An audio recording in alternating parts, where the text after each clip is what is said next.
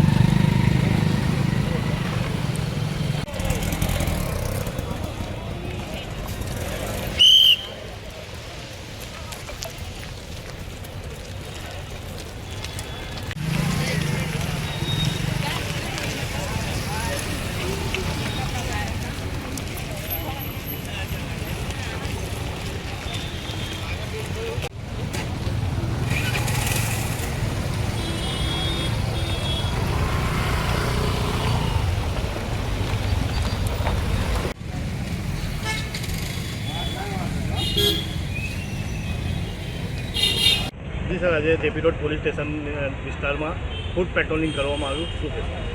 આવતીકાલે ઈદના નિમિત્તે આજે તાંદલજા વિસ્તારમાં જેપી રોડ પોલીસ સ્ટેશન વિસ્તારમાં આવે છે ત્યાં સઘન ફૂટ પેટ્રોલિંગ કરવામાં આવેલી હતી।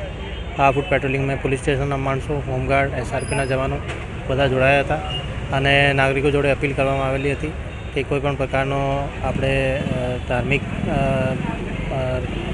લાગણી ના દુભાય, આ રીતે આપણે શાંતિથી જે પર્વ છે આ ઉજવણી કરે અને બધી જે કોર્પોરેશન છે બધી વ્યવસ્થા કરી છે, તો આ બધી જાણકારી પણ આપવામાં આવેલી હતી। ટ્રાફિકનું ધ્યાન રાખવામાં આવે, આ બધી જાણકારી કરવામાં આવેલી હતી અને નાગરિકો જોડે ખૂબ જ સારો અમને સહકાર મળ્યો છે અને શાંતિથી તહેવારની ઉજવણી થાય આ રીતે અમે લોકો આયોજન કરી રહ્યા છીએ। આવતીકાલે ઈદની નમાઝ થશે, અહીંયા પોલીસ દ્વારા કેવો બંદોબસ્ત આપશે?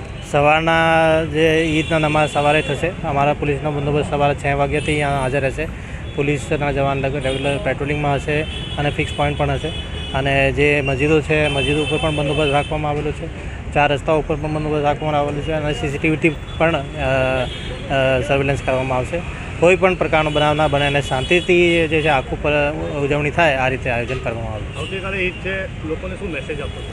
ઈદ જે છે શાંતિનો જે તહેવાર છે, આ અંગે આપણે સમાજમાં એક શાંતિ અને ભાઈચારાની ભાવનાઓ બની રહે અને એકબીજા સાથે સંકલન કરીને આપણે શાંતિથી રહીએ, આ અમારી અપીલ છે।